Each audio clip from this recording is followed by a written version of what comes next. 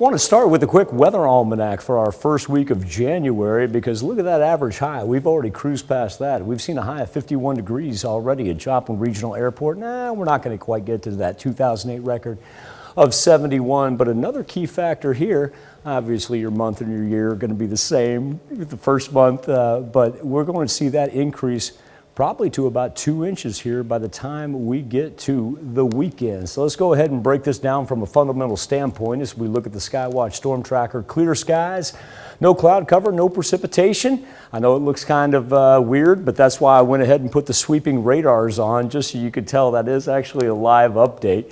When we look at the Freeman Health System sky camera, just an absolutely gorgeous Tuesday afternoon. Now here's the key factor that I want to talk about today.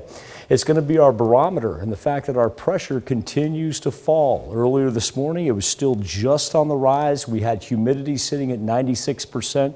That's why we had a little bit of that patchy fog, but we are, number one, beginning to dry out as the low pressure system moves in. But at the same point in time, I know this sounds like a little bit of an anomaly, but we have a whole bunch of Gulf moisture that's beginning to move up from the south. Nice thing is our wind hasn't really made a big difference between our temperature and our wind chill. It's absolutely delightful when you step outside for this time of year. A whole bunch of high 40s, even some low 50s, and eventually we'll be up into the mid 50s. We saw these wind arrows just absolutely go clockwise on us and come in from the south right now. And the nice thing is that gives us just a little bit of southwest warmth, but we don't have to deal with the 15 to 20 mile an hour winds, the 30 mile an hour winds that oftentimes we'll see when we get one of those warm fronts. But another thing that's going to happen is as this system moves in from the northwest, we're going to see them flip back around and then come in from the north by the end of the work week. So really what we're going to concentrate on is this low pressure system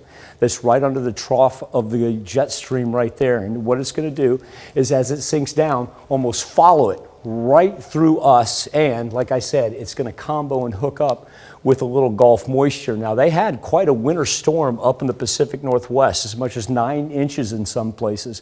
We're not going to see anything close to that. Don't want you to worry about that, those kind of amounts.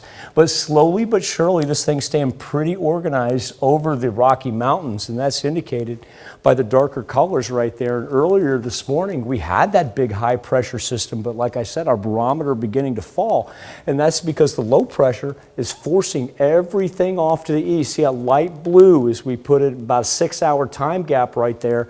It's not even going to be sustainable on the other side of the Mississippi.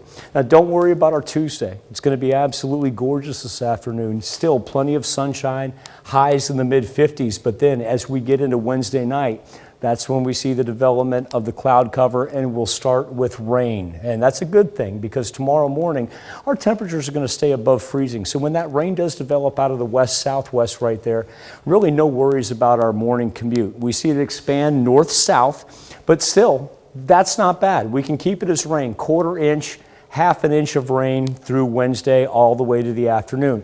Here's the key factor. Here's what I want everybody to eyeball. It's going to be Thursday morning, because we're going to see the flip over. Yeah, not freezing cold temperatures, but enough to give us a rain-snow mix. And I'm more concerned about the freezing rain, of course, that we've seen, not as widespread as what we had last week, but hanging around exactly in time for Thursday morning. Now, a national perspective is going to give you an idea of how that Gulf moisture hooks up right there. Now, after we're done with Thursday, and I just want everybody to be apprised of the situation 48 hours beforehand, take it slow, and then just lock in for a cold weekend as our temperatures are in the 40s, but perhaps more importantly, Tanya, overnight lows dropping down into the mid 20s. All right. Enjoy it while it lasts today, because it's about to get really cold. That's right. Yeah. And like I said, don't worry about tomorrow morning, though, either. We'll keep it as rain. It's really Thursday morning I want everybody to pay attention to. All right. Thanks, Michael.